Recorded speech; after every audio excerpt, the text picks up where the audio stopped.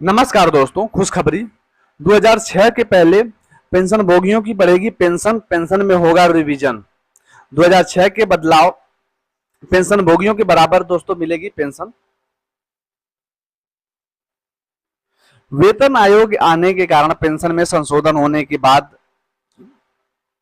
Retirement pension भोगी होते हैं, उनकी पेंशन तो बढ़ जाती है, लेकिन जो पहले से रिटायर होते हैं ऐसे पेंशन भोगियों की पेंशन में संशोधन नहीं किया जाता।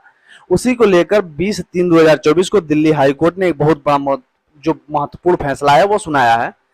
दिल्ली हाईकोर्ट का बड़ा फैसला है दोस्तों। आपको बता दूं कि 20 मार्च 2024 को दिल्ली हाईकोर्ट ने एक महत्वपूर्ण फैसला सुनाया है, जिसमें केंद्र सरकार के द्वारा 18/11/2009 के आदेश को रद्द कर दिया गया है।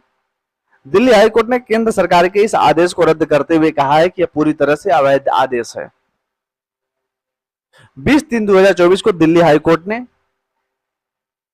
एसपीएस वेंस और श्री डीएस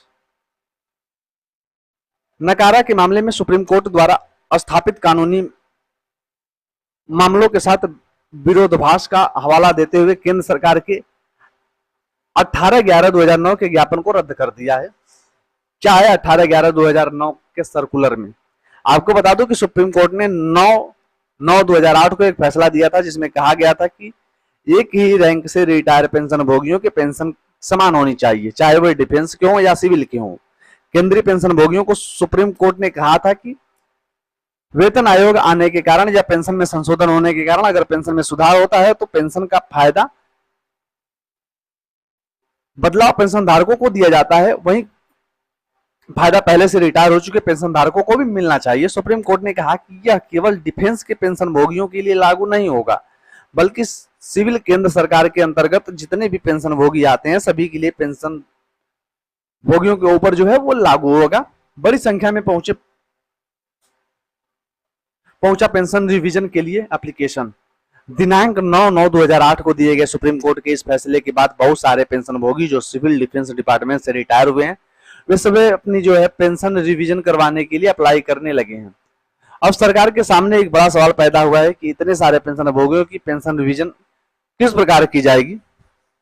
केंद्र सरकार ने भी जो एक बड़ा फैसला ले लिया है, उसके बाद तत्कालिक केंद्र सरकार के मिनिस्ट्री ऑफ डिफेंस और डिफेंस मिनिस्ट्री ऑफ लॉ के साथ इसकी चर्चा करने के बाद यह फैसला लिया गया है कि इस तरह बेनिफिट सिविल केंद्रीय पेंशन भोगियों के ऊपर लागू नहीं होगा। तत्कालीन केंद्र सरकार ने 18/11/2009 को एक आदेश जारी किया और कहा कि सुप्रीम कोर्ट का यह आदेश केवल डिफेंस में लागू होगा, सिविल पेंशन भोगियों के ऊपर यह लागू नहीं किया जाएगा। पेंशन भोगियों पहुंचे दिल्ली हाईकोर्ट। केंद्र सरकार के इस आदेश को लेकर सिविल पेंशन भोगी में नाराजगी देखने को मिली और बहुत सारे पेंशन भोगियों का समूह इसके खिलाफ याचिका लेकर दिल्ली हाईकोर्ट पहुंच गया। दिल्ली हाईकोर्ट में यह मामला लंबे समय तक चलता रहा।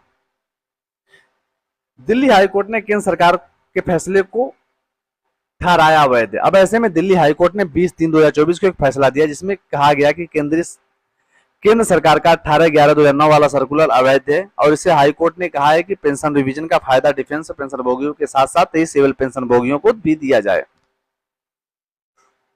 भारत पेंशन भोगी समाज ने बड़ी मांग की है। दिनांक 20/3/2024 को दिए गए दिल्ली हाईकोर्ट के फैसले के बाद अब पेंशन भोगी समाज ने केंद्र सरकार से बड़ी मांग की है। दिल्ली